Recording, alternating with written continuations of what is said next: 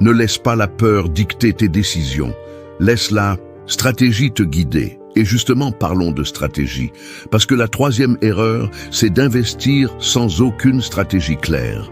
Tu sais, ce n'est pas parce que tu ouvres un compte titre ou un PEA et que tu achètes quelques actions que tu es devenu investisseur. Être investisseur, c'est avoir un plan. C'est savoir pourquoi tu investis, sur quel horizon, avec quel objectif et avec quel niveau de risque tu es prêt à tolérer. C'est connaître ton profil. Est-ce que tu veux du rendement régulier, de la croissance à long terme? Est-ce que tu es prêt à accepter des fluctuations importantes pour espérer un gain plus élevé? Ou est-ce que tu veux de la stabilité?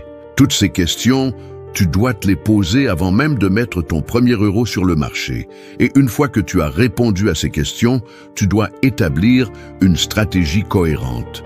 Par exemple, tu peux décider d'investir de manière régulière, tous les mois, quelle que soit la situation du marché. C'est ce qu'on appelle l'investissement programmé ou DCA, Dollar Cost Averaging. C'est une méthode simple, mais redoutablement efficace, parce qu'elle t'oblige à être discipliné, à ne pas essayer de timer le marché, ce qui est quasiment impossible à long terme. Tu peux aussi décider de diversifier tes placements. Ne mets pas tous tes œufs dans le même panier. Ne mise pas tout sur une seule entreprise, un seul secteur, une seule zone géographique. La diversification, c'est une forme de protection. C'est ce qui te permet d'amortir les chocs, de lisser les performances, d'éviter que la mauvaise performance d'un actif n'impacte trop ton portefeuille global.